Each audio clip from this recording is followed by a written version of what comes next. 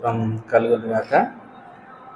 దేవుని మహాకృపను బట్టి దేవుడు ఈ సంవత్సరంలో ఒక మాసాన్ని మన మీద నుంచి ప్రభు దొర్లించి వేశారు. మరొక మాసంలోనికి మనం చేరి రాగలిగాం. దేవుని కృపను బట్టి, ఆయన కనికరాన్ని బట్టి మనము చేరి రాగలిగాం. ఎంతోమంది తెలిసిన వారు, తెలియని వారు ఈ మాసంలో దాదాపుగా లాస్ట్ 1 or 2 వీక్స్లో ఎంతోమంది దాటిపోయారు. నేను కూడా ఎన్నో స్థలాలకు వెళ్ళొచ్చాను.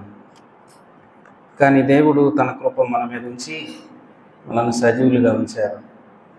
నిజంగా దేవునికి ఎంతో కృతజ్ఞతాస్తుతులు చెల్లించబద్దులమై ఉన్నాం. మరి దేవుడు తన కృపను మన పట్ల విస్తరింపచేస్తూ మాసం వెంబడి మాసాన్ని, దినం వెంబడి దినాన్ని ప్రభు మనకు అనుగ్రహిస్తున్నందుకు మనం ఎంతో కృతజ్ఞతమై జీవించాలి. అలాగూ జీవించటంలో ప్రియులు ఇప్పుడే పాట పాడి వినిపించారు. మానవ జీవితం చాలా విలువైనది.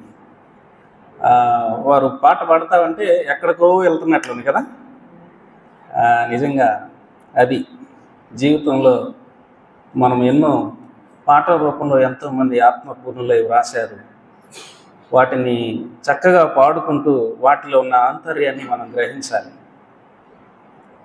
కనుక అలాగూ మనం ప్రతిదీ గ్రహించాలి. పాటలు, ప్రార్థన, వాక్యం అన్నిటినీ మనము జాగ్రత్తగా గమనించవలసిన వారంగా ఉన్నాం.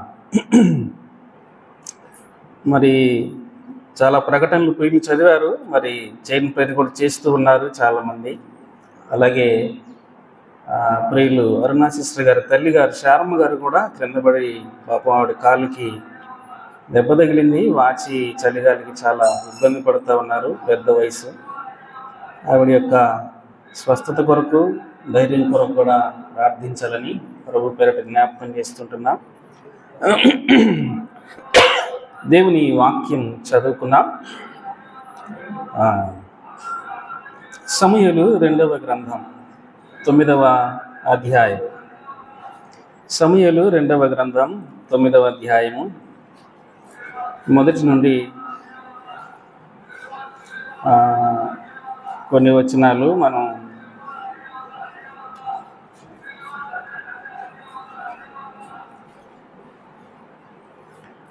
ఏడవ వచనం వరకు చదువుకున్నాను. మొదటి నుండి.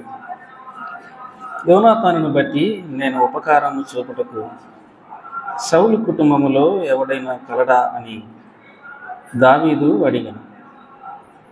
సౌలు కుటుంబమునకు సేవకుడనకు సీబా అను ఒకడుండగా వారు అతనిని దావీదు వద్దకు పిలువనంపిరి. రాజు సీబావు నీవే కదా అని అడుగగా అతడు నీ దాసుడనైనా నేనే సీబాను అనెను. రాజు యెహోవా నాకు దయ చూపినట్లుగా నేను ఉపకారము చేయుటకు సౌలు కుటుంబంలో ఎవడైనా ఒకడు శేషించి ఉన్నాడా అని అతనిని అడుగగా సీబా యోనాతానుకు కుంటివాళ్ళు గల కాళ్ళు గల కుమారుడు ఒకడున్నాడు అని రాజుతో మనవి చేశాను. అతడు ఎక్కడ ఉన్నాడు అని రాజు అడుగగా సీబా చిత్తగించుము, అతడు లోదెబారులో అమీయేలు కుమారుడు మాకీరు ఇంట ఉన్నాడని రాజుతో అన్నాడు. అప్పుడు రాజైన దావీదు మనుషులను పంపి లోదెబారులోనున్న అమీయేలు కుమారుడు మాకీరు ఇంట నుండి అతనిని రప్పించాను. సౌలు కుమారుడైన యోనాతానునకు పుట్టిన మెఫీబోషెత్ దావీదు వద్దకు వచ్చి సాగిలపడి నమస్కారము చేయగా దావీదు మెఫీబోషెత్ అని అతనిని పిలిచినప్పుడు అతడు చిత్తము, నీ దాసుడనైనా నేను ఉన్నాను అనను. అందుకు దావీదు, నీవు భయపడవద్దు, నీ తండ్రి అయిన యోనాతాను నిమిత్తము నిజముగా నేను నీకు ఉపకారము చూపి నీ పితరుడైన సౌలు భూమి అంతయు నీకు మరలా ఇప్పింతును. మరియు నీవు సదాకాలము నా బల్ల యొద్దనే భోజనము చేయదు అని సెలవీయగా. మరొక లేఖనము కూడా చదువుకుందండి. క్రొత్త నిబంధనలోని అపోస్తుడైన పౌలు గారు ఎఫెసీలకు రాసిన పత్రిక 3వ అధ్యాయం. అపోస్తలుడైన పౌలు ఎఫెసీలకు రాసిన పత్రిక 3వ అధ్యాయం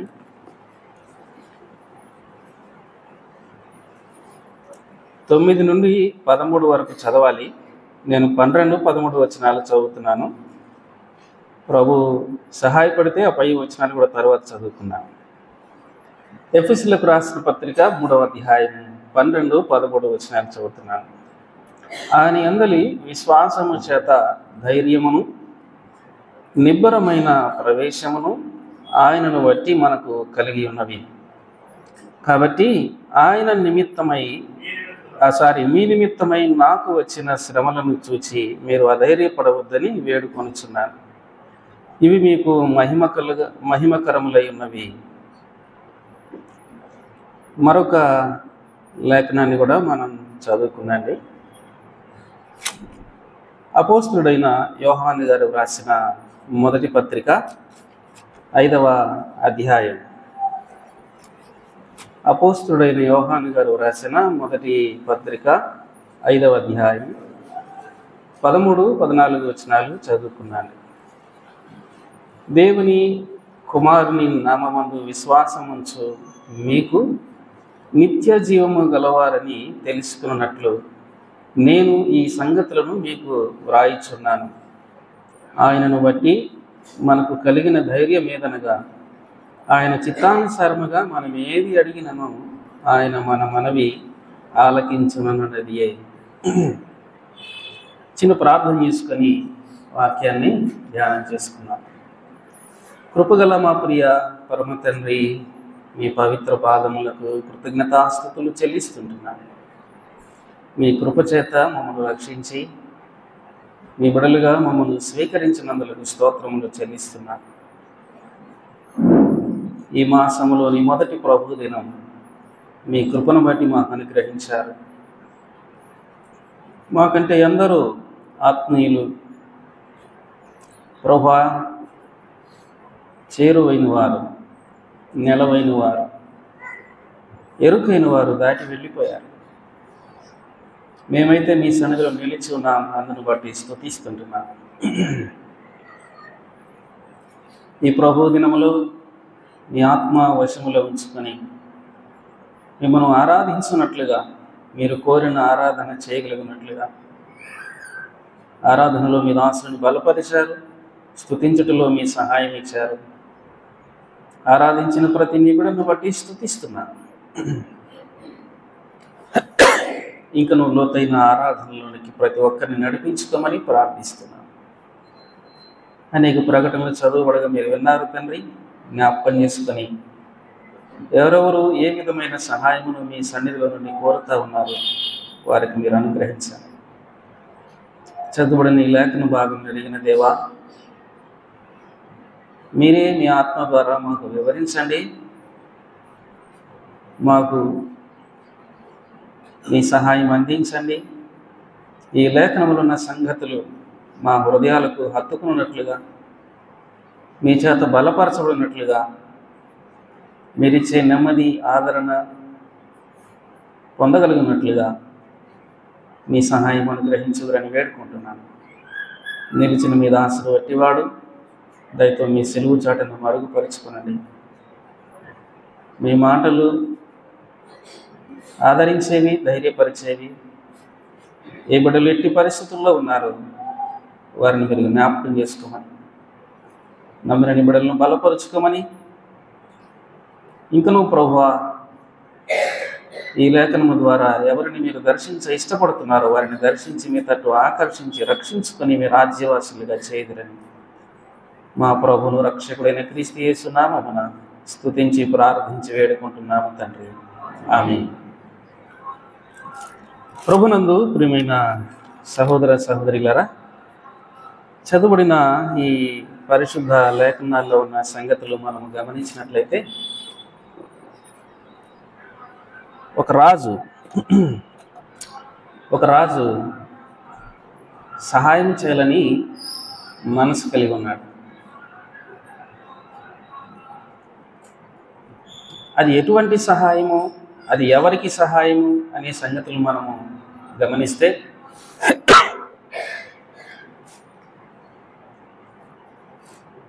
ఆయన ఎంతో సహాయపడాలని ఇష్టపడతా ఉన్నాడు.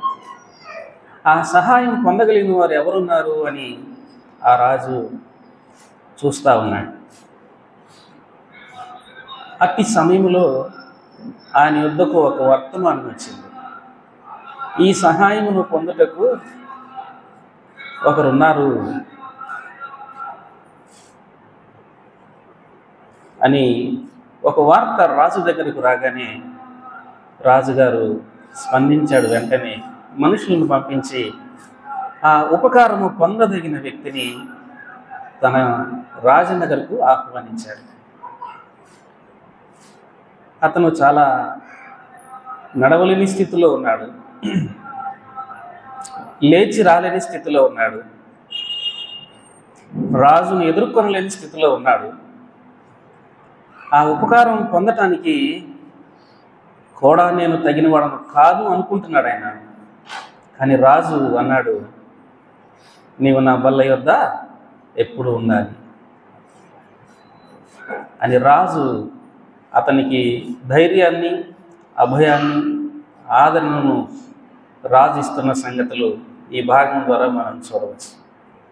ఈరోజు చేరి ఉన్న మనలను కూడా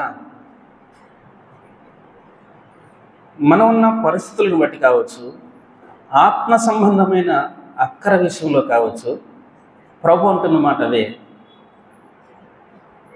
నేను ఉపకారం చేయాలనుకుంటున్నాను, ఈ ఉపకారం పొందదగిన వారు ఎవరున్నారు ఇక్కడ, ఈ ఉపకారాన్ని స్వీకరించడానికి ఎవరు సిద్ధంగా ఉన్నారు అని ప్రభు కూడా చూస్తూ ఉన్నాడు. అది ఏ రూపంలో అయినా సరే, ఎవరికైనా, యవనస్తులు ఉద్యోగమా, చదువులోనా, పెద్దవారు ఆరోగ్య విషయంలోనా, ఉద్యోగం విషయంలోనా, లేక కుటుంబ జీవితంలో ప్రయాణం చేస్తూ ఉన్నప్పుడు ఒంటరిగా మోయటం కష్టంగా ఉంటే ప్రభు నేను కూడా మీతో ఉన్నాను అని అభయం ఇవ్వటానిక, ధైర్యం ఇవ్వటానిక ప్రభు ఈ ఉదయకాలం లేక ఈ మధ్యాహ్న సమయాన్ని సమీపిస్తుంటున్న మనతో ప్రభు అంటున్నమాట, ఆయన ఉపకారం చేయాలని కోరుకుంటున్నాడు. ఎవరు ఆ ఉపకారాన్ని స్వీకరిస్తారు ఈరోజు? చూద్దాం. పరిశుద్ధ లేఖనాలను కొన్ని సంగతులు మనం గమనిస్తే, దావీదు గారు రాజరికానికి వచ్చిన తర్వాత ఆయన చేస్తున్న ఒక ఆలోచనను మనం ఇక్కడ గమనిస్తున్నాం. 9వ అధ్యాయంలో మొదటి వచనముల నుంచి ఆ మాటలను మనం గమనిస్తున్నాం. యోనాతానును బట్టి నేను ఉపకారము చూపాలి. ఎవరిని బట్టి అంట? యోనాతానును బట్టి. యోనాతాను ఎవని కుమారుడు? ఇశ్రాయేలు ప్రజలకు మొట్టమొదటి రాజైన సౌలు కుమారుడు. ఈ సౌలు కుమారుని బట్టి, యోనాతానుని బట్టి, సౌలు కుటుంబంలో వానికి రాజరికానికి వచ్చిన రెండవ రాజుగా ఉన్న ఇశ్రాయేలు పల్లె మీద రాజుగా ఉన్న దావీదు ఏం చేయాలనుకుంటున్నాడు? ఉపకారం చేయాలి అనుకుంటున్నాడు. ఇది ఎందును బట్టి దావీదు ఈ ఆలోచన చేశాడు అనే మాటలు మనం గమనిస్తే పరిశుద్ధ గ్రంథములో కొన్ని విషయాలు మనం చూడవచ్చండి పిల్లలు. ఎందుకు యోనాతానును బట్టి సౌలు కుటుంబానికి దావీదు సహాయపడాలనుకుంటున్నాడు అని అంటే కొన్ని మాటలు లేఖనాల నుంచి మనం చూద్దాం. చూడండి, సమూయేలు మొదటి గ్రంథం 13వ అధ్యాయం.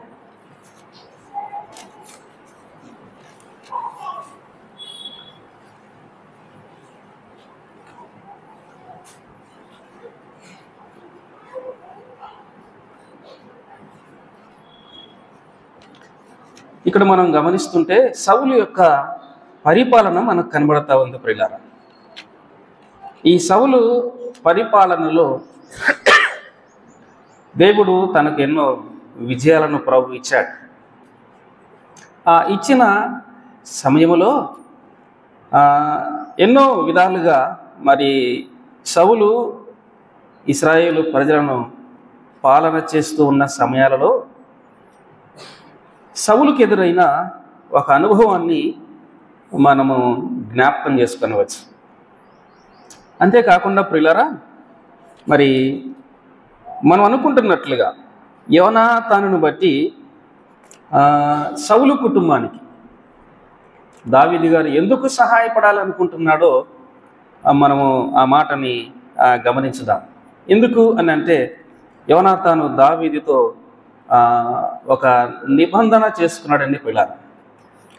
ఒక నిబంధన చేసుకున్నాడు.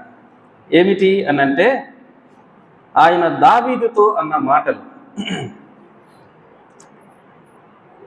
దావీదు ఆ మాటలు హృదయంలో ఉంచుకొని యోనాతానును బట్టి ఆ ఇంటికి మేలు చేయాలి అని దావీదు నిర్ణయించుకున్నాడు. ఆ నిర్ణయాన్ని బట్టి యోనాతాను కుటుంబాన్ని యెషయి కుమారుడైన దావీదు గారు ఆదరించాలని కోరుకున్నాడు. ఆ సమయంలో ఏమని మాట్లాడాడో కొన్ని మాటలు మనం చూద్దాం.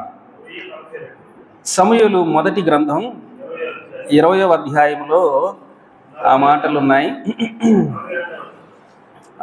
42 ఏముంది అక్కడ?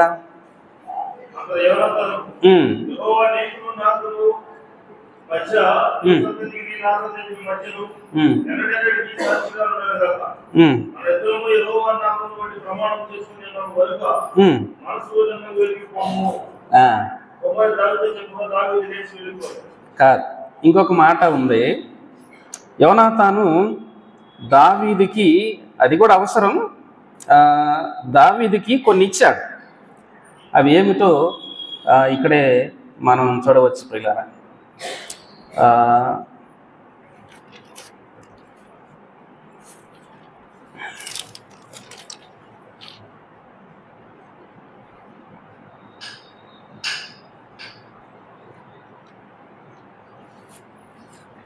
పంతొమ్మిదవ అధ్యాయంలో ఆ మాటలు ఉన్నాయండి ప్రియులారా. 19వ అధ్యాయంలో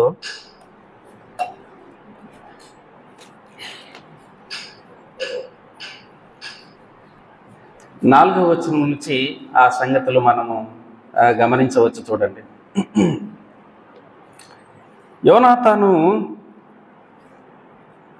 ఇశ్రాయేలు ప్రజల విషయంలో ఎంత బాధ్యతగా వ్యవహరించాడో ఈ సంగతులను బట్టి మనము గమనించవచ్చు. సౌలు తరువాత యోనాతాను ఇశ్రాయేలు ప్రజల యొక్క బాధ్యతలు మోయవలసిన వారుగా ఉన్నారు. అటువంటి సమయంలో యోనాతాను చాలా బాధ్యతగా 19వ అధ్యాయంలో వ్యవహరించాడు. 19వ అధ్యాయంలో వ్యవహరించిన యోనాతాను 20వ అధ్యాయంలో ప్రియులు జ్ఞాపకం చేసినట్లుగా దావీదు గారితో పాటు యోనాతాను ప్రమాణం చేసిన మాటలు కూడా మనము చూడవచ్చు. ప్రియులారా, ప్రమాణం చేసుకున్నారు వాళ్ళిద్దరు, ఒక నిబంధన చేసుకున్నారు. 18వ అధ్యాయం చూడండి, సమూయేలు మొదటి గ్రంథం 18వ అధ్యాయం ప్రారంభంలో కూడా ఈ మాటలు మనము గమనించవచ్చు. దావీదు సౌలుతో మాట్లాడుట చాలించినప్పుడు యోనాతాను హృదయము దావీదు హృదయముతో కలిసిపోయాను. యోనాతాను దావీదును తనకు ప్రాణ స్నేహితునిగా భావించుకొని అతనిని ప్రేమించెను. ఆ దినమున అతని తండ్రి ఇంటికి తిరిగి అతని వెళ్ళనీయక సౌలు అతనిని చేర్చుకొనెను. ఇక్కడ మనం గమనిస్తున్నట్లయితే యోనాతాను హృదయం దావీదు హృదయంతో కలిసిపోయింది. వాళ్ళిద్దరు ప్రేమ ఎట్లా ఉంది అని అంటే, ఎట్లా ఉందంట? ప్రాణ స్నేహితులుగా ఉన్నారు అనే మాటను చూస్తున్నాము. 4వ వచనం చూడండి, 4వ వచనంలో ఆ మాటలు చూస్తున్నాం. మరియు యోనాతాను తన దుప్పటిని, తన కత్తిని, తన విల్లును, నడికట్టును తీసి దావీదునకు ఇచ్చెను.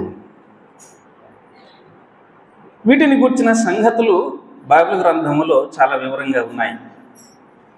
ఈ లేఖనానికి అనుబంధంగా అపోస్తలుడైన పౌలు ఎఫెసీయులకు రాసిన పత్రిక 6వ అధ్యాయంలో మనము ఆ సంగతులు గమనించగలుగుతాం.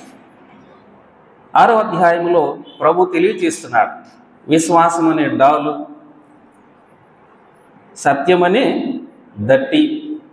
ఈ సంగతులన్నీ 6వ అధ్యాయంలో ఉన్నాయి. మనము సాధ్యపడితే అక్కడికి వెళదాం. జస్ట్ మీకు జ్ఞాపకం చేసి దాటిపోతున్నాను. యోనాతానుకి దావీదు ఉపకారం చేయాలి అని ఎందుకు కలిగింది ఏంటంటే, సమూయేలు మొదటి గ్రంథం 18వ అధ్యాయంలో వారు ప్రేమ, రెండవది యోనాతాను దావీదునకు చూపిన ప్రేమ, తనని దావీదుకు సమర్పించాడు కొన్ని కదా. ఏమిటంటే అవి 4వ వచనంలో చూస్తున్నాము. అతని దుప్పటి ఇచ్చాడు, అతని కత్తిని ఇచ్చాడు, ఏమిచ్చాడు, అతని నడికట్టు ఇచ్చాడు. వీటిని బట్టి దావీదు యోనాతాను కుటుంబానికి ఏం చేయాలనుకున్నాడు? దావీదు గారు ఉపకారం చేయాలి.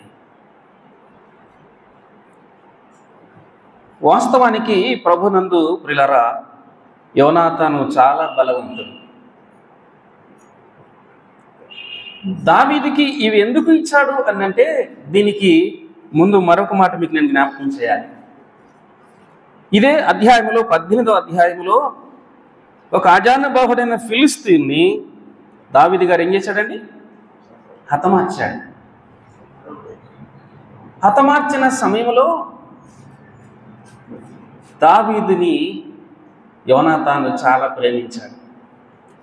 13, 14 అధ్యాయాలు మనము మొదటి సమూయేలు గ్రంథాన్ని మనం ఆలోచన చేస్తే యోనాతాను ఎంత బలవంతుడో అక్కడ మనం చూడవచ్చు.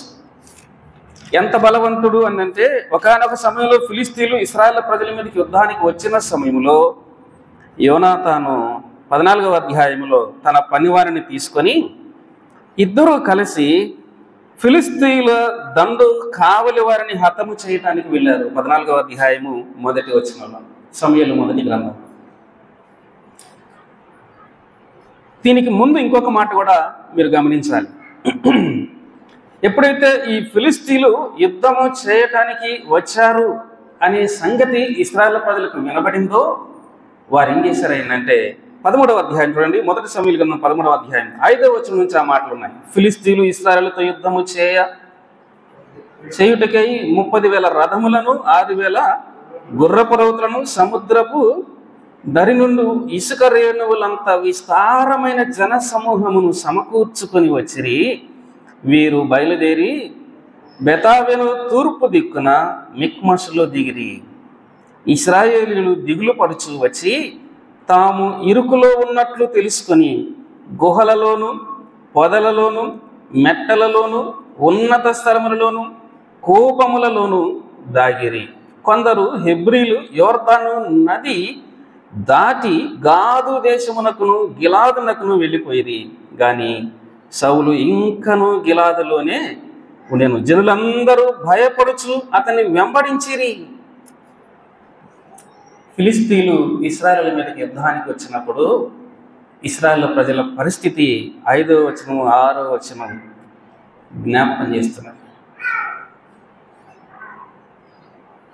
ఇటువంటి సమయంలో యోనాతాను 14వ అధ్యాయం ప్రారంభ వచనాలలో ఆ ఫిలిస్తీన్లతో యోనాతాను యుద్ధానికి వెళ్ళాడు. తన పనివారిని తీసుకొని వెళ్ళాడు. ఆ వెళ్ళిన సమయంలో ఏం జరిగిందో 2-3 మాటలు నేను మీకు జ్ఞాపకం చేసి నేను దాటిపోతాను. వచనం 11 చూడండి. సమూయేలు మొదటి గ్రంథం 14వ అధ్యాయం 11వ వచనం చదువుతున్నాను. వీరిద్దరూ తమ్మును తాము ఫిలిస్తీన్ల దండు కాపరులకు అగుపరుచుకున్నది. అయితే ఫిలిస్తీన్లు తాము దాగి ఉండిన గుహలలో నుండి హెబ్రీలు బయలుదేరి వచ్చుచున్నారని చెప్పుకొనుచు యోనాతానును అతని ఆయుధములను మోయువానని పిలిచి, మేము మీకు ఒకటి చూపింతుము రండి అని చెప్పినప్పుడు యోనాతాను, నా వెనుక రమ్ము, యెహోవా ఇశ్రాయేలుల చేతికి వారిని అప్పగించెనని తన ఆయుధములు మోయువానితో చెప్పి, అతడును అతని వెనుక అతని ఆయుధములు మోయువాడును తమ చేతులతోనూ కాళ్లతోనూ ప్రాకి ఎక్కిరి. ఫిలిస్తీన్లు యోనాతాను దెబ్బకు పడగా అతని వెనుక వచ్చు అతని ఆయుధములు మోయువాడు వారిని చంపెను. యోనాతానును అతని ఆయుధములు మోయువాడును చేసిన ఆ మొదటి దినము ఉదయందు దాదాపుగా 20 మంది పడిరి. ఒక్క దినమున ఒక కాడి ఎడ్లు దున్ను 1/2 ఎకరము నేల పొడుగున అది జరిగెను. దండులోను పొలములోను జనులందరిలోనూ మహాభయకంపము కలిగెను. దండు కావలి వారను దోపుడుగాండ్రను భీతి నొందిరి. నేల ఎదిరెను. వారు ఈ భయము దైవికమని భావించిరి. దండు వారు చెదిరిపోయి బొత్తిగా ఓడిపోయి బెన్యామీనుల గిబియాలో నున్న సౌలు యొక్క వేగులు వారికి కనబడగా, సౌలు, మీరు లెక్కపెట్టి మన యొద్ద లేని వారెవరు చూడురని తన యొద్దనున్న జనులతో చెప్పాను. వారు లెక్క చూచి యోనాతానును అతని ఆయుధములు మోయేవాడును లేరని తెలుసుకుంది. ఇంత గొప్ప యుద్ధం చేసిన యోనాతాను 14వ అధ్యాయంలో ఇక్కడికి వచ్చేటప్పటికల్లా మనం గమనిస్తుంటున్నాం. 18వ అధ్యాయంలో ఏం చేస్తున్నాడు? యోనాతాను దావీదును ప్రేమించి తన నడికట్టుని, తన కత్తిని, తన దుప్పటిని దావీదుకు అప్పగిస్తున్నాడు. ఎందుకు ఈ పని చేశాడు? 14వ అధ్యాయంలో ఇశ్రాయేలు ప్రజలకు ఫిలిస్తీన్ల మీద ఎంత గొప్ప విజయాన్ని తీసుకొచ్చిన యోనాతాను 15, 16, 17 అధ్యాయాల తర్వాత మనం గమనిస్తూ పోతున్నట్లయితే ఫిలిస్తీన్లో నుంచి ఒక వ్యక్తి బయటకు వచ్చాడు. అతనే గొల్యాత్. అతను రోజు వస్తూ ఏం చేస్తున్నాడు? ఇశ్రాయేల్ ప్రజలతో యుద్ధము చేయటానికి సవాలు విసురుతూ వచ్చాడు. ఆ సమయంలో ఏం జరిగింది అని మనం గమనిస్తే వారిలో యోనాతాను కూడా ఉన్నాడు. అంతకు ముందు అధ్యాయంలో ఇంత విజయం సాధించిన యోనాతాను ఒక్కసారిగా ఆ ఫిలిస్తీన్లలో బాల్యము నుంచి యుద్ధ నేర్పరితనం కలిగిన గొల్యాతును చూడగానే వెనక్కి వెళ్ళిపోతున్నాడు. దావీదు 3 అన్నలు ఉన్నారు. మొదటి వారు 1, 2, 3 3 అన్నలు ఉన్నారు. వారు కూడా పారిపోతున్నారు. అందరూ గొల్యాతుతో యుద్ధము చేయలేకపోయారు. అటువంటి సమయంలో దావీదు గారి తండ్రి యెషయ గారు, అన్నలు యుద్ధానికి వెళ్ళారు, వెళ్ళి గమనించరా, ఇవి అందించు ఈ ఆహార పదార్థాలు అంటే దావీదు వెళ్ళాడు. అన్నలకు అక్కడ కావలి కాసే వారికి ఆహార పదార్థాలు అప్పగించాడు. యుద్ధంలో ఉన్న అన్నల దగ్గరికి వెళ్ళి కుశల ప్రశ్నలు అడిగారు. అడుగుతున్న సమయంలో ఒక స్వరం విన్నాడు దావీదు. ఏమిటంటే గొల్యాతు స్వరం విన్నాడు. ఆ స్వరం వినిన తర్వాత దావీదులో ఒక విధమైన ప్రేరణ వచ్చింది. ఆ ప్రేరణ ఏ విధంగా వెళ్ళింది అంటే, నేను యుద్ధం చేస్తా అని వర్తమానం సౌలు రాజు దగ్గరికి పంపించాడు. సౌలు రాజు ఆయన్ని, అయ్యా నువ్వు అతనితో యుద్ధం చేయలేవు, అతడు బాల్యము నుంచి ఇలాంటి యుద్ధాలు నేర్చినవాడు అని చెప్పేసినని సౌలు చెప్పాడు. లేదు అని దావీదు గారు చెప్పాడు. ఆ సంగతి అంతా మనకు తెలిసి కనుక నేను జస్ట్ జ్ఞాపకం చేస్తున్నాను. సింహాన్ని, ఎలుగుబంటిని, ఇలాగ నేను హతము చేసిన వాడను, గొర్రె పిల్లలు విడిపించిన వాడను అని దావీదు సౌలు గారితో చెప్పాడు. అలా అయితే యుద్ధానికి వెళ్ళు, దేవుడు నీకు తోడుగా ఉంటాడు అని సౌలు కూడా ఎంకరేజ్ చేశాడు. ఆ మాటలు విన్న తర్వాత ఆ సమయంలో దావీదు ముందుకు వెళ్ళి యుద్ధాన్ని జరిగించాడు. 14వ అధ్యాయంలో గొప్ప యుద్ధాన్ని జరిగించిన ఒంటరి చేత్తో 6,000 రథాలు వచ్చిన, సముద్రపు ఇసుక రేణువులంత జనులు యుద్ధానికి వచ్చిన ఫిలిస్తీన్లు ఒంటరిగా వెళ్ళి యోనాతాను పోరాడి విజయం పొందాడే. ఫిలిస్తీన్లు అందరిలో నుంచి వచ్చిన ఒకే ఒక గొల్యాతుని ఎదుర్కోవటంలో యోనాతాను కూడా ఏమయ్యాడు? వెనకడుగు వేశాడు. ప్రభునందు ప్రియులారా, దావీదుని దేవుడు ఆ సమయానికి తీసుకుని వెళ్ళాడు. బాలుడుగా ఉన్నాడు. యుద్ధ కవచాలు ఎన్నడూ కత్తిబట్టి చేసినవాడు కాడు. కానీ ఫిలిస్తీన్ల యొక్క ఆజానుబాహుని గొల్యాతును హతమార్చిన దావీదుకి యోనాతాను ఏమిచ్చాడు? ఈ దుప్పటి, ఈ కత్తి, ఈ డాలు ఎక్కడుండాలి? ఈ నడికట్టు నీ దగ్గరే ఉండాలి అని దావీదుకి అప్పగించాడు. అంటే దావీదులో యోనాతాను ఏది గమనించాడు? యుద్ధము యెహోవాదే అని వెళ్ళిన దేవుని మీద ఆధారపడిన దావీదుని యోనాతాను గమనిస్తున్నాడు. నేను ఎంతో యుద్ధం చేసి విజయం పొందాను, కానీ దావీదు నీవే నాకంటే గొప్పవాడవయ్యా, యోనాతాను దావీదుని ప్రేమించాడు. తన ఉన్నవి తనకి ఇచ్చినప్పుడు యోనాతానుని బట్టి దావీదు అంటున్నమాట, యోనాతానుని బట్టి నేను నా కుటుంబానికి ఏం చేయాలనుకుంటున్నాడు? ఉపకారం చేయాలి. ప్రభునందు ప్రియులారా, ఇందును బట్టి యోనాతాను కుటుంబానికి, సౌలు కుటుంబానికి దావీదు గారు ఉపకారం చేయాలనుకున్నాడు. ఆ ఉపకారాన్ని పొందగలిగిన వారు ఎవరున్నారని చూస్తే లోదెబారులో ఎక్కడో ఒక అతను ఉన్నాడు. ఆయన పేరు మెఫీబోషెత్ అని చదువుకున్నాడు. ప్రభునందు ప్రియులారా, రాజు ఉపకారం చేశాడు ఈ మెఫీబోషెత్కి. తన బల్ల దగ్గర ఎల్లప్పుడూ కూర్చుని పెట్టుకున్నాడు.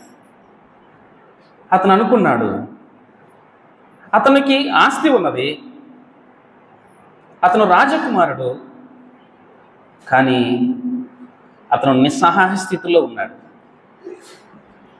దావీదు ఎప్పుడైతే ఆ వ్యక్తిని వెతికించాడో అతను భయపడ్డాడు. అతను భయపడ్డప్పుడు దావీదు తనని దగ్గరకు తీసుకొని, నీవు భయపడవద్దు, నా బల్ల యొద్ద ఎప్పుడు నీవు భోజనం చేస్తావు అని అభయం ఇచ్చాడు.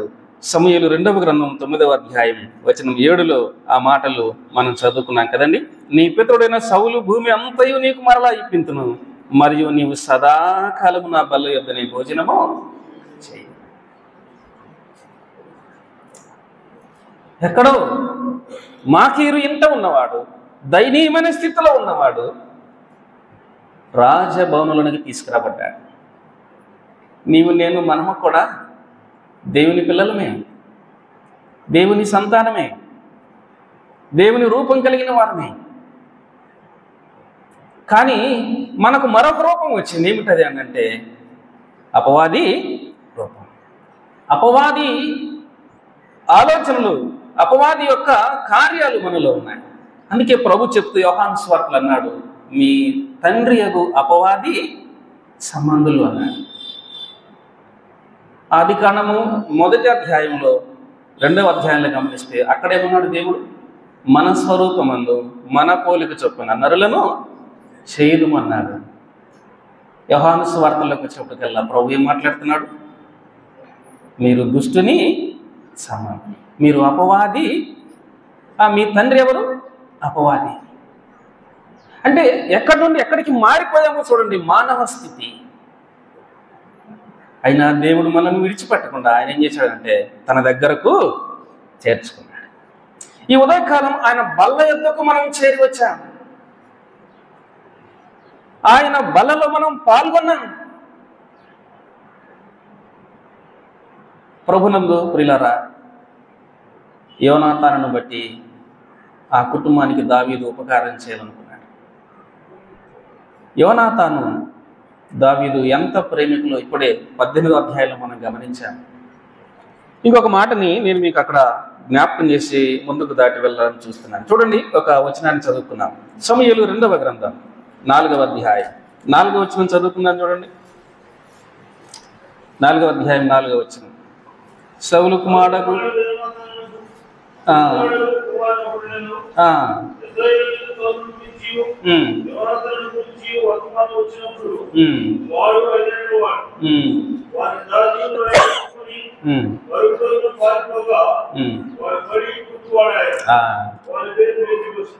అతనికి ఎందుకు కుంటికాళ్ళు అయ్యాయో అక్కడ వివరణ ఇచ్చాడు.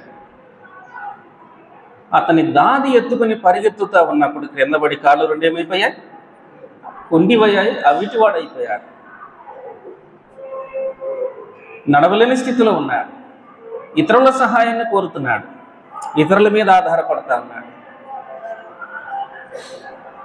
ఏదో తన పితరుని ద్వారా సంక్రమించిన ఆస్తిని బట్టి అతను ఏదో బ్రతుకుతున్నాడు మాకీరి అంట. కానీ అది కూడా ఆయనకి సరిగా అందలేని పరిస్థితి. కానీ దావీదు రాజరికానికి వచ్చిన తరువాత దావీదు విచారిస్తున్నాడు. యోనాతానుతో చేసిన ఆ నిబంధన, ఆ మాట, అది నిలబెట్టుకోవడానికి ఇప్పుడు దావీదు ప్రయత్నం చేస్తూ 9వ అధ్యాయంలో నేను ఉపకారం చేయాలి, ఎవరున్నారు వెతకండి అని అంటే మెఫీబోషెత్ కనబడ్డాడు కదండి. ప్రభునందు ప్రియమైన సహోదర సహోదరులారా, ఇందాక ప్రియులు చదివి వినిపించారు కదండి. 1 సమూయేలు గ్రంథం 20వ అధ్యాయంలో లేక 14 లేక 15 వచనం నుంచి ఆ సంగతులన్నీ మనం గమనిస్తే అక్కడ ఆ విషయాలన్నీ మనకు కనబడతాయి.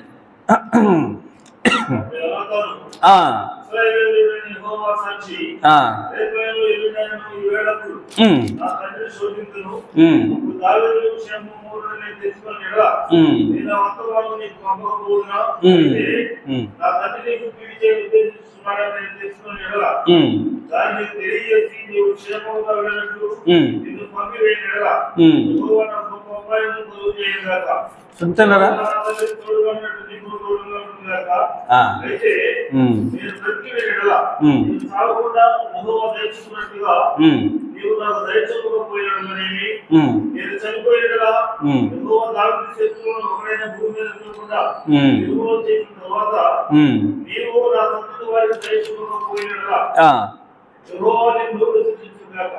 ఇక్కడ గమనిస్తుంటే యోనాతాను ఎంత నిష్కపటమైన ప్రేమ కలిగిన వాడో చూడండి.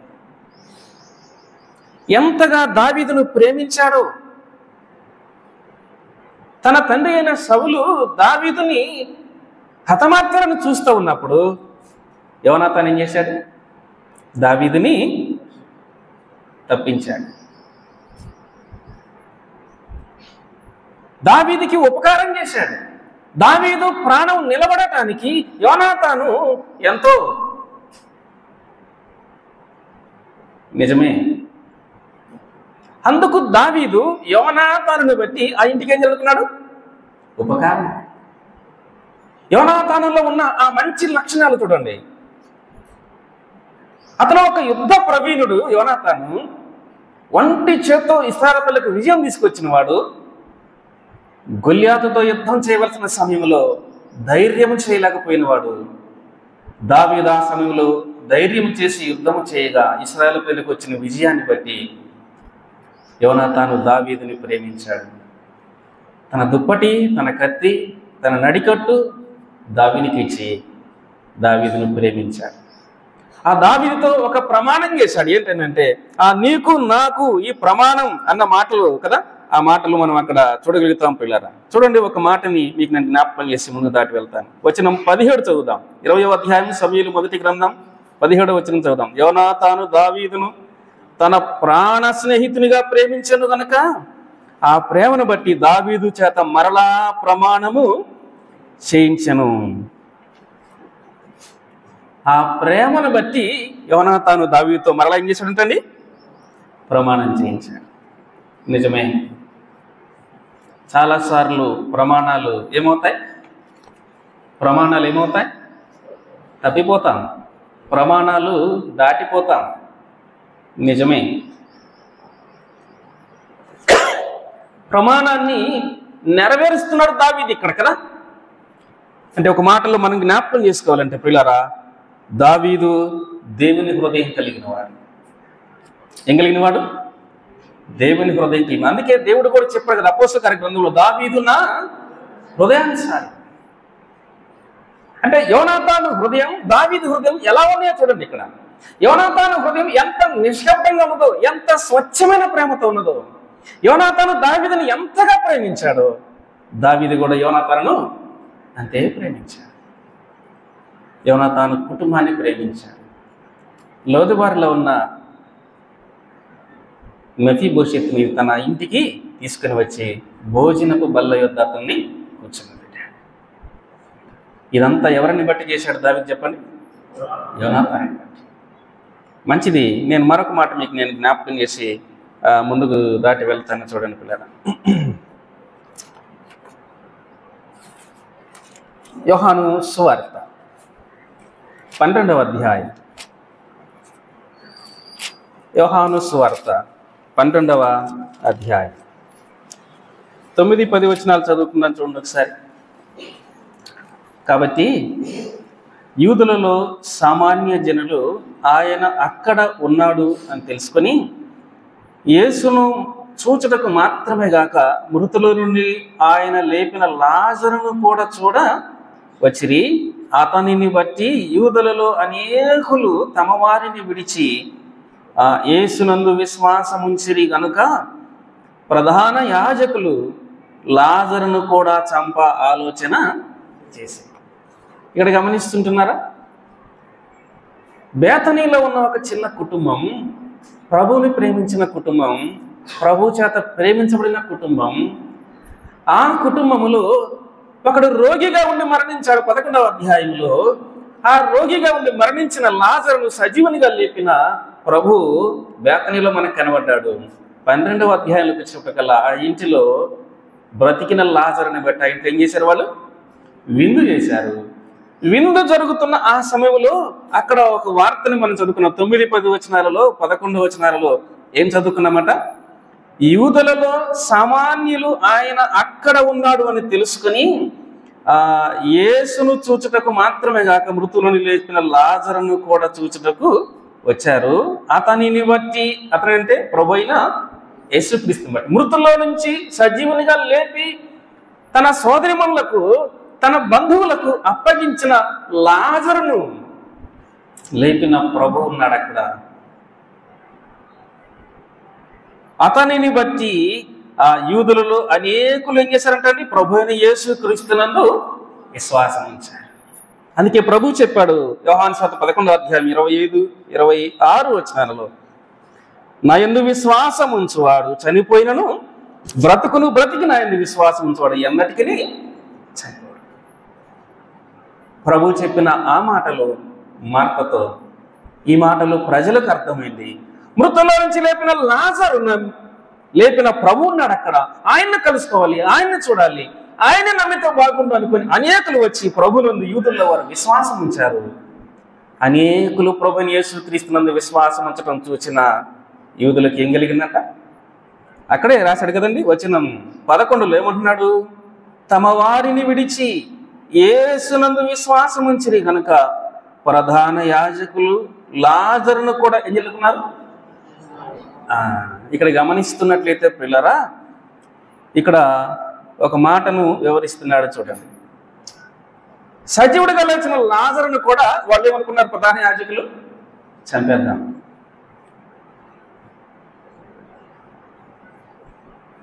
ఇక్కడ మనం ఏం గమనిస్తున్నామనంటే అతనిని బట్టి అని 10వ వచనంలో జ్ఞాపకం. అతనిని బట్టి ఏంటంటే ప్రభువును బట్టి. ప్రభువు మృతుడైన లాజరును పైకి లేపితే ప్రభువుని బట్టి లాజరును కూడా ఎన్నుకున్నారు ప్రజలు, ఆ ప్రధాన యాజకులు చంపారు. ప్రభునందు ప్రియ సహోదర సహోదరులారా, ఈ ఉదయకాల సమయంలో యోనాతానుని బట్టి దేవుడు, దావీదు గారు యోనాతాను కుటుంబానికి ఉపకారం చేస్తూ ఉంటే, ప్రభువుని ప్రేమించిన ఈ కుటుంబానికి ప్రభు ఉపకారం చేస్తే, ఉపకారం చేసిన ప్రభువుని బట్టి లాజరును కూడా ఎన్నుకున్నారు ప్రధాన యాజకులు చంపేయాలనుకుంటారు. ఇదేం న్యాయం? నీవు దేవుని కొరకు నీతిగా, భక్తిగా, యథార్థంగా జీవిస్తుంటున్నా నిన్ను లోకం ఎలా చూస్తుంది? అపవాది ఎలా చూస్తాడు? దావీదు హృదయం అలాగలేదు, యోనాతాను హృదయం అలాగలేదు, ప్రభు హృదయం, లాజరు హృదయం అలాగలేదు. కానీ అక్కడ ఉన్న ప్రధాన యాజకుల హృదయం ఎలాగుంది? ఇలాగున్నది, వారికి భిన్నం. మరొక లేఖనాన్ని చూద్దాము. మనం చదువుకున్న అపోస్తలుడైన పౌలు ఎఫెసీయులకు రాసిన పత్రిక, అపోస్తలుడైన పౌలు ఎఫెసీయులకు రాసిన పత్రిక 3వ అధ్యాయం 12, 13 వచనాలు మనం చదువుకున్నాం కదా. 12, 13 వచనాలు జ్ఞాపకం చేసుకున్నాను చూడండి. లేక 8 నుంచి చదువుతున్నాను. 8, 9, 10, 11 కలిసి ఉన్నాయి, చదువుతున్నాను చూడండి. ఇక్కడ దేవుడు మన ప్రభువైన క్రీస్తు యేసునందు చేసిన నిత్య సంకల్పము చొప్పున పరలోకములో ప్రధానులకును అధికారులకును సంఘము ద్వారా తన యొక్క నానా విధమైన జ్ఞానము ఇప్పుడు తెలియబడవలనని ఉద్దేశించి శోధింప శక్యము కాని క్రీస్తు ఐశ్వర్యమును అన్యజనులలో ప్రకటించుటకును సమస్తమును సృష్టించిన దేవుని యందు పూర్వకాలము నుండి మరుగై ఉన్న ఆ మర్మమును గుర్చిన ఏర్పాటు ఎట్టిదో అందరికీ తేటపరచుటకును పరిశుద్ధులందరిలో అత్యల్పుడైన నాకు ఈ కృప అనుగ్రహించెను. ఆయన యందలి విశ్వాసము చేత ధైర్యమును నిర్భయమైన ప్రవేశమును ఆయనను బట్టి మనకు కలిగి ఉన్నవి. పౌలు గారు ఎఫెసు సంఘానికి జ్ఞాపకం చేస్తూ అంటారన్నమాట. ఆయనను బట్టి ఏవేవి కలిగాయో జ్ఞాపకం చేస్తున్నాడు ఎఫెసు సంఘానికి. అపోస్తలులో కడమవాడను, చిన్నవాడను అని ఆయనే జ్ఞాపకం చేస్తున్నాడు. అత్యల్పుడను అని జ్ఞాపకం చేశాడు. 12వ వచనం చూడండి. ఆయన యందు విశ్వాసము చేత ఆ ధైర్యం అన్నాడు కదండి. ఇక్కడ నేను ఈ వచనాన్ని కొంచెం క్లియర్గా చదువుతున్నాను, జాగ్రత్తగా మీరు గమనించండి. ఆయన యందు విశ్వాసము చేత, ఆయనను బట్టి ఈ విశ్వాసం అన్నాడు కదండి. ఆయనను బట్టి మనకు కలిగి ఉన్నవి ఏం కలిగి ఉన్నాయి? ప్రభువైన యేసుక్రీస్తుని బట్టి విశ్వాసం కలిగింది, ప్రభువైన యేసుక్రీస్తుని బట్టి ధైర్యం కలిగింది, ప్రభువైన యేసుక్రీస్తు వారిని బట్టి నిర్భయము కలిగినది, ప్రభువైన యేసుక్రీస్తు వారిని బట్టి ఆయన ఇంటిలోనికి ప్రవేశం కలిగింది. ఆయనను బట్టి, ఆ ప్రభు మన కొరకు చేసిన ప్రతి కార్యమును బట్టి మనకు విశ్వాసం కలిగింది. అదే కదా ప్రభు చెప్తాడు రోమా సంఘానికి పౌలు గారు వివరిస్తూ 10వ అధ్యాయం 17వ వచనంలో, వినుట వలన ఏం కలుగును? విశ్వాసం కలుగును. అది ఎవరిని గూర్చి? క్రీస్తుని గూర్చి, ప్రభువుని గూర్చి విన్నాము. ఆయన మన కొరకు ఏం చేశాడో, కలువరిలో ఆయన ఎలాగ మరణించాడో ఆ శిలువ సువార్త వినబడినప్పుడు ఆయన మీద మనకేం కలిగింది? విశ్వాసం. ఆయన గురించి వినటం ద్వారా ఆయన మీద మనకు విశ్వాసం కలిగింది, నమ్మకం కలిగింది. ఆయన నమ్ముకున్నాం, ఆయన మీద మనకు ఆ విశ్వాసం ఏర్పడింది. రెండవది ఆయన జ్ఞాపకం చేస్తున్నాడు 12వ వచనం కదండి. ఆయనను బట్టి మనకేం దొరికింది? ధైర్యం. ఒకప్పుడు భయముతో ఉన్నాం, భీతితో ఉన్నాం, పాపములో ఉన్నాం, చీకటిలో ఉన్నాం, దేవుని పరిశుద్ధతకు దూరంగా ఉన్నవారం. కానీ ఇప్పుడు ప్రభువునందు విశ్వాసం ఉంచడం ద్వారా మనకి ఏర్పడింది ఏంటి? ధైర్యం. మూడవది జ్ఞాపకం చేశాడు అక్కడ, నిర్భయం. ఒకప్పుడు భయపడిన వారం కదా, ఇప్పుడు దేవుడు ఏం చేశాడు? భయాన్ని పోగొట్టాడు. అదే ప్రభు చెప్తున్నాడు, భయపడకండి, భయపడకండి. నాలుగోది జ్ఞాపకం చేస్తున్నాడు, ఆయన ఇంటిలోనికి నీకు నాకు మనం ఏమిచ్చాడు? ప్రభు ప్రవేశం. ఈరోజు మనము ఆయన ఇంటిలోనికి ప్రవేశించి ఆయన బల్లను సమీపించామనంటే ఆయన ఇచ్చిన ప్రవేశం. ఈ ప్రవేశం మనకు రావడానికి కలువరిలో ప్రభు ఎంతో శ్రమపడ్డాడు. ప్రత్యక్షపు గుడారాన్ని మనము గమనిస్తున్నట్లయితే ఆ ప్రత్యక్ష గుడారంలోనికి వెళ్ళడానికి ఎవరికి అంత అనుమతి లేదు. కానీ యాజకుడు సంవత్సరములకు ఒక్కసారి మాత్రమే తనది కాని రక్తమును చేతబట్టుకుని అతి పరిశుద్ధ స్థలములో ప్రవేశించేవాడు. కానీ దేవుని ప్రజలకును దేవుని కలుసుకోవడానికి మధ్య అడ్డుగా ఉన్న ఆ తెర కలువరిలో యేసుక్రీస్తు ప్రభు మరణించడం ద్వారా పైనుండి క్రింది వరకు నడిగి తెర ఏమైపోయింది? తన శరీరం అనే తెర ద్వారా దేవుడు విడుదల, విమోచన కలిగించాడు. ఆయన ఇంట్లోనికి నేరుగా ప్రవేశాన్ని ఇచ్చాడు. నిర్గమకాండలో మనం గమనిస్తాం, రెప్పపాటు కూడా పరిశుద్ధ స్థలం వైపు కన్నెత్తి మానవుడు చూడకూడదు. ఒక రెప్పపాటైనా అలా చూసేలా తల తిరుపుకోవడానికి కూడా లేదు. ఎందుకంటే ఆయన అంత పరిశుద్ధుడు, ఆయన అంత నీతిమంతుడు. ఆ ప్రభువుని బట్టి ఈనాడు విశ్వాసిగా నీకు నాకు మనకు కలిగిన ఈ భాగ్యం ఎంత గొప్పదో ఆలోచించండి. మరొక మాటని మనం చదువుకున్నాం. మొదటి యోహాను పత్రిక 5వ అధ్యాయంలో 13-14 వచనాల్లో మనం గమనిస్తున్నాం కదండి. ఆయనను బట్టి 14వ వచనంలో మనకు కలిగిన ధైర్యం ఏదనగా ఆయన చిత్తానుసారముగా మనం ఏది అడిగినాను ఆయన మనవి ఆలకించి. అంటే మనకు కలిగిన ధైర్యం ఏంటంటే ఆయన సన్నిధికి వచ్చి ఏం చేయొచ్చు? మనము ఏం చేయొచ్చు? ప్రార్థన చేయొచ్చు. ప్రార్థన చేసే ధైర్యం ఇచ్చాడు. ఆయన అడిగే ధైర్యం ఇచ్చాడు ప్రభు. ఒకప్పుడు మనకి అడిగే ధైర్యం ఉందా? లేదు. ఆయన సన్నిధికి రాదగే ధైర్యం లేదు. ఆయన అడగటానికి కూడా మనకు ఆ ధైర్యం లేదు. అందుకే ప్రభు అంటున్నాడు ఇక్కడ, ఆయనను బట్టి మనకు కలిగిన ధైర్యం ఏదనగా ఆయన చిత్తానుసారంగా మనం ఏది అడిగినాను ఆయన మనవి ఆయన చిత్తానుసారంగా అడిగితే ఆయన మనవి ఏం చేస్తాడు? అర్పిస్తాడు. ఆయన చిత్తాన్ని ఎరిగి మనం ప్రార్థన చేయాలి. మత్తయి సువార్త 6వ అధ్యాయంలో ప్రభు జ్ఞాపకం చేస్తూ అంటాడు, అన్యజనుల వల్లే మీరేం చేయకూడదు, ప్రార్థన చేయకూడదు, అడగకూడదు అన్నాడు. యాకోబు పత్రికలో కూడా జ్ఞాపకం చేశాడు. యాకోబు గారు భక్త కోటికి ఏమని తెలియజేశాడో ఒక మాటని జ్ఞాపకం చేస్తాను చూడండి. యాకోబు పత్రిక 4వ అధ్యాయం. మీరు అడుగుతారు అంటే మీరు ప్రార్థన చేస్తారు. ఏమని ప్రార్థన చేస్తారు? 2వ వచనంలో అంటున్నాడు కదండి, లేక మొదటి నుండి కూడా చదవచ్చు. మీ భోగేచ్ఛల నుండియే కదా మీరు ఆశించుతున్నారు, కానీ మీకేమి మీకు దొరకటలేదు. నరహత్య చేయుదురు, మత్సరపడుదురు కానీ సంపాదించుకునలేరు. పోట్లాడుదురు, యుద్ధము చేయుదురు కానీ దేవుని అడగనందున మీకేమీ దొరకదు. మీరు అడిగినను మీ భోగముల నిమిత్తం వినియోగించటకే దురుద్దేశముతో అడుగుదురు కనుక మీకేమీ దొరకలేదు. అడిగితే దేనికోసం అడుగుతున్నారట? ఆ మాట చాలా కష్టంగా ఉంది కదండి. 3వ వచనం భక్త కోటికి యాకోబు గారు రాస్తున్నాడు. మీరు అడుగుతున్నారు, దేని నిమిత్తం అడుగుతున్నారు? మీ భోగముల నిమిత్తం వినియోగించడానికి దురుద్దేశంతో అడుగుతున్నారు. మనం అడిగే ఉద్దేశం దేవుని సన్నిధిలో సరిగా ఉండాలి. ఇది దైవ చిత్తానుసారంగా అడగటం కాదు. దైవ చిత్తానుసారంగా అడగటం మన ప్రభు తండ్రి సన్నిధిలో ఎలాగో ప్రార్థన చేశారో మనం అలాగూ ప్రార్థన చేయాలి. కానీ ఇలాగూ యాకోబు గారు తెలియజేశారు కదండి. అయితే పిల్లరా గమనించండి, నేను మరొక మాటను మీకు జ్ఞాపకం చేస్తున్నాను. కీర్తనల గ్రంథం 107వ కీర్తన. 107వ కీర్తన. ఇశ్రాయేలు ప్రజలు కూడా ఏ రీతిగా ప్రభు సన్నిధిలో అడిగారో ఒక మాటని మనం జ్ఞాపకం చేసుకుందాం చూడండి. 107వ కీర్తన వచనం 15 చూడండి.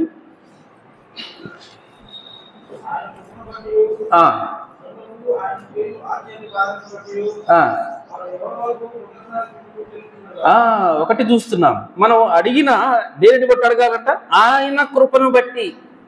నరుల పట్ల నీవు అడిగే ఆశ్చర్య కార్యాలు జరగాలి అంటే, ఆయన చేసే అద్భుతాలు నీవు చూడాలి అని అంటే దేనిని బట్టి అంట? ఆయనను బట్టి. రెండవది ఆయన కృపను బట్టి.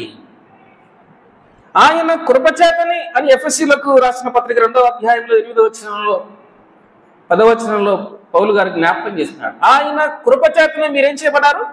రక్షించబడి ఉన్నారు. ఆయన కృపలో ఏమున్నాయి అంటే రక్షణ ఉన్నది. ఆయన కృపలో ఏముందంటే ఆశ్చర్య కార్యాలు ఉన్నాయి. ఆయన కృపను బట్టి నరులు ఆయనకి ఏం చెల్లిస్తారు? కృతజ్ఞతాస్తుతులు చెల్లిస్తారు. ఇంకా జ్ఞాపకం చేస్తూ అన్నాడు 103లో కూడా అనుకుంటాను కదండి. 103లో కూడా ఈ విధంగా జ్ఞాపకం చేస్తున్నాడు చూడండి. వచనం 10-11 అంటున్నాడు, మన పాపమును బట్టి మనకు ప్రతీకారం చేయలేదు, మన దోషమును బట్టి మనకు ప్రతిఫలం ఇయ్యలేదు. భూమి కంటే ఆకాశం ఎంత ఉన్నతముగా ఉన్నదో ఆయన ఇందుకు భయభక్తులు గలవారు, ఆయన కృప అంత అధికముగా.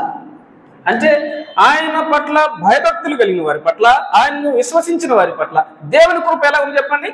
ఆకాశము కంటే హెచ్చుగా ఉన్నది. అంటే ఆయన నమ్మిన వారి పట్ల దేవుని కృప అంత విస్తారంగా ఉంది. ఈ ఉదయకాల సమయంలో దావీదు యోనాతాన్ని బట్టి ఆ ఇంటి వారికి ఉపకారం చేయాలనుకున్నాడు. బేతనీలో నా కుటుంబానికి ప్రభు ఉపకారం చేశాడు. ఎఫెసీయులకు రాసిన పత్రికలో ప్రభువుని బట్టి ఎఫెసీలో ఉన్న సంఘానికి ఏమేమి కలిగాయో జ్ఞాపకం చేస్తున్నాడు. అపోస్తలుడైన యోహాను గారికి జ్ఞాపకం చేస్తున్నాడు, భక్తి కోటికి రాస్తూ అన్నాడు, ఆయనను బట్టి మనకు కలిగిన ధైర్యం ఏంటంటే ఆయన సన్నిధికి వెళ్ళి ధైర్యంగా ఏం చేయడానికి మనం అడుగుటకు, ప్రార్థించుటకు దొరికింది ఈ అవకాశం. భక్తుడైన కీర్తనకారుడు జ్ఞాపకం చేస్తున్నాడు 107వ కీర్తనలో ఏం తెలియజేస్తా ఉన్నాడు? ఆయన కృపను బట్టి నరులకు ఆయన చేయు ఆశ్చర్య కార్యములను బట్టి. ఆయన ఆశ్చర్యకరుడు, ఆలోచనకర్త, బలవంతుడైన దేవుడు. ఎలాగూ ఆయన ఆశ్చర్యకరుడు. ఈ కీర్తనలో చాలా విషయాలను మనం జ్ఞాపకం చేసుకోవచ్చు. మరొక వచనం చదువుదాం. ఇదే కీర్తనలో 31వ వచనం కూడా చూడండి. 107వ కీర్తన 31వ వచనం కూడా చదువుకుందాం చూడండి. 21లో కూడా మాటలు జ్ఞాపకం. ఆయన కృపను బట్టి నరులకు ఆయన ఆశ్చర్య కార్యములను బట్టి వారు యెహోవాకు కృతజ్ఞతాస్తుతులు చెల్లించుదురు అన్నాడు. 31లో కూడా ఆ మాటని జ్ఞాపకం చేశాడు. ఆయన కృపను బట్టి కదా, ఆయన కృప ఎంత విలువైనదో, ఎంత విస్తారమైనదో మనం జ్ఞాపకం చేసుకోవచ్చు. ఎంతగాని విస్తరింపజేశాడు మన పట్ల ఆయన కృప అని అంటే, రోమిలకు రాసిన పత్రికలో ఆ మాటను చూస్తాం. పాపము ఎక్కడ విస్తరించినో అక్కడ ఆయన కృప ఏమైంది? అపరిమితముగా విస్తరించింది. వాస్తవమే. సౌలు కుటుంబములో ఎవరున్నారు ఉపకారం చేయాలని దావీదు ఆలోచన చేస్తుంటే ఒకే ఒక్కడు మిగిలాడు. అతను మెఫీబోషెత్. పరలోకమందున్న తండ్రి భూలోకములో ఉపకారం చేయాలి, ఏ కుటుంబం మిగిలింది, ఏ వ్యక్తి మిగిలాడు అని చూస్తే ఎంతమంది ఉన్నారు? రోమిలకు రాసిన పత్రిక 3:11 జ్ఞాపకం చేస్తున్నాడు, నీతిమంతుడు లేడు. అంటే దేవుడు ఉపకారం చేయాలనుకున్నాడు, పరసమనమైన ఉపకారాన్ని. అది పొందటానికి భూలోకములో ఎవరు లేరు, ఒక్కరు కూడా లేరు. అందుకు ఆ పరలోకపు తండ్రి తన కుమారుని యేసుక్రీస్తు ప్రభుని భూలోకానికి పంపించాడు. తన కుమారునికి ఒక పాప శరీరాకారం అమర్చాడు, ఆయన లోకానికి పంపించాడు.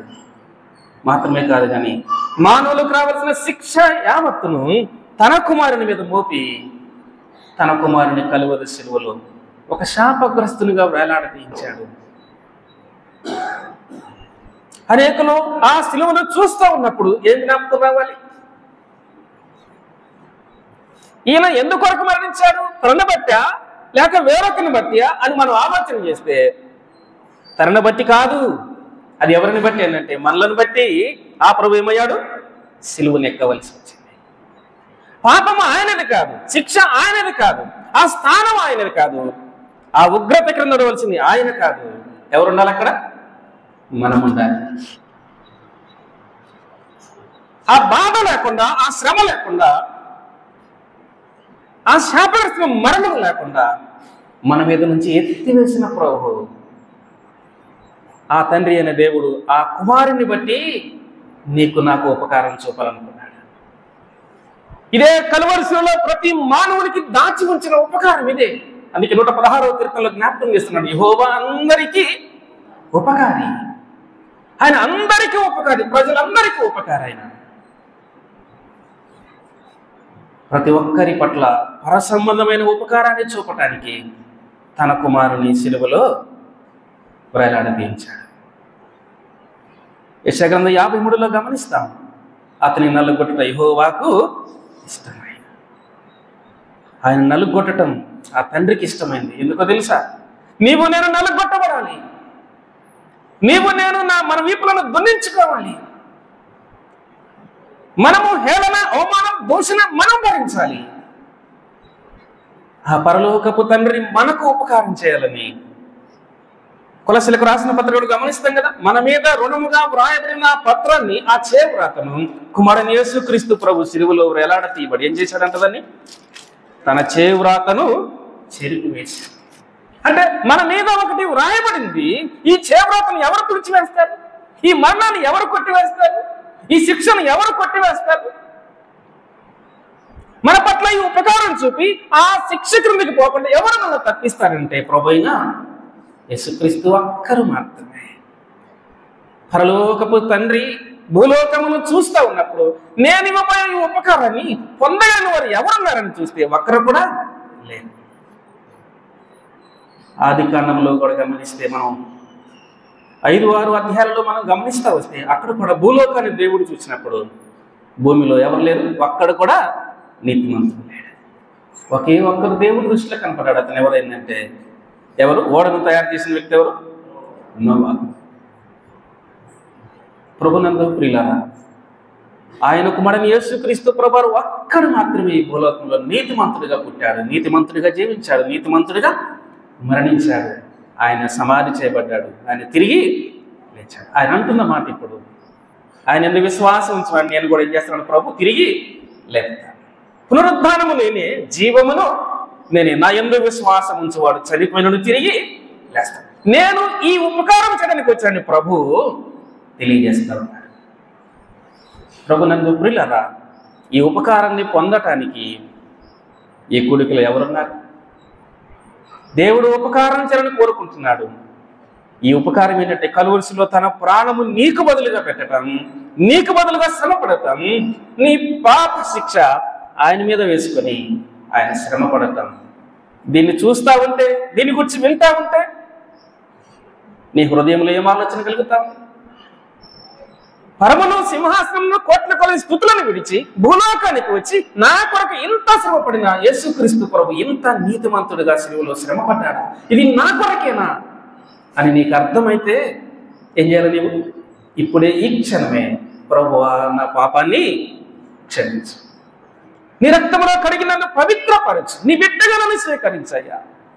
ఇక చాలు, ఇంతవరకు నేను లోకంలో జీవించాను, పాపంలో జీవించాను, నీకు వ్యతిరేకంగా జీవించాను, తెలియక విశ్వాసంలో జీవించాను పౌలు గారు ఒప్పుకున్నట్లుగా నీవు కూడా ఒప్పుకుంటే ఆకాశం తప్ప కనులెత్తులు ధైర్యం చాలట్లేదు అని గుండె బాధపడి పాపలను క్షమించని పలికిన సుంకైవరు నీవు పలికితే పాపములు క్షమించే యేసుక్రీస్తు ప్రభువు నీ పాపాన్ని క్షమించి ఆయన తండ్రితో నిన్ను కలిపేవాడుగా ఉన్నాడు. కావాలా ఈ రక్షణ? పొందుతావా ఈ మారు మనసు? ప్రభు అంటున్నాడు, ఇదే మిక్కిలి అనుకూలమైన సమయం, ఇదే రక్షణ దినం. ఈ సమయం పోతే మరొక సమయం వస్తుందో లేదో. ఈ ఉపకారం నీ దగ్గరికి వచ్చింది ఇప్పుడే, అది పొందుకుంటావో లేదు ఆలోచన చేసుకో. ఈ సమయం పోతే మరొక సమయంలో ఆ ఉపకారం నీ దగ్గర నీకు ఉండొచ్చు, లేకపోవచ్చు. దేవుడు నీకు అనుగ్రహించే పరసమైన ఉపకారం ఫిలిప్పీలకు రాసిన పత్రికలో కూడా 1వ అధ్యాయం 3 నుంచి 6 వచనాలలో రాయబడిన మాట, పరలోకపు ఆశీర్వాదం ఆయన నమ్మిన వారి కొరకు సిద్ధపరిచాడు.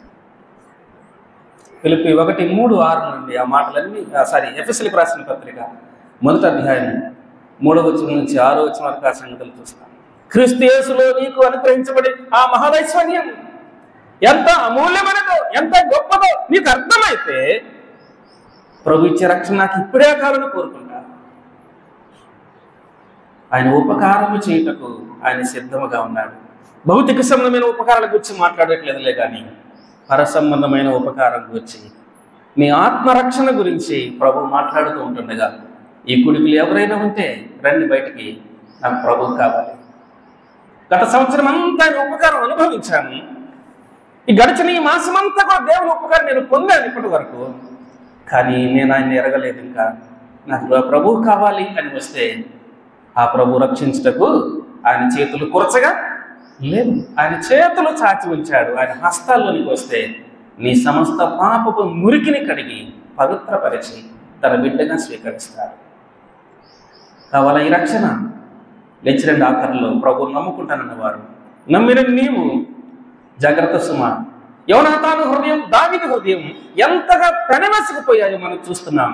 ఆ మాటని వర్ణించాలంటే మాటల్లో చెప్పడం కాదు, కానీ మీకు ఒక ఎగ్జాంపుల్ జ్ఞాపకం చేస్తాను. ఎప్పుడైనా మీరు రోడ్డును కానీ పొలాన్ని కానీ వెళ్ళి చూస్తే ఒక తాటి చెట్టు మర్రి చెట్టు 2 చూసారు ఎప్పుడన్నా మీరు? ఎప్పుడైనా అవి ఎలా ఉంటాయి? విడదీయటానికి ఉంటుందా? విడదీయగలరు ఆ చెట్టుని? ఎంతటి జ్ఞానం కలిగిన వారైనా, ఎంత ప్రజ్ఞ కలిగిన వారైనా ఆ తాటి చెట్టు ఆ మర్రి చెట్టు పెనవేసుకుపోయిన వాటిని విడదీయగలరు ఎవరైనా? దావీదు యోనాతాను హృదయం అలా ఉన్నది. నీ నా హృదయం ప్రభుతో అలా కలిసిపోవాలి.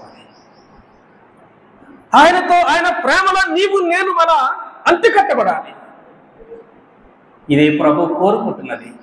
అందుకే మనల్ని ప్రేమించిన ప్రభు మన కొరకు సిలువలో బలైపోయిన ప్రభు తెలియజేస్తున్నాడు. ఎంతకాలం ఇంకా ప్రభుకు దూరంగా ఉంటావు? ఇప్పుడైనా లేచిరా, ప్రభు నమ్ము, ప్రభు రక్షణ పొందాలని జ్ఞాపకం చేస్తూ నేను ఈ మాటలు ముగిస్తున్నాను. ప్రభు ఈ మాటలు మన కొరకై దీవించునుగాక. ఆమేన్.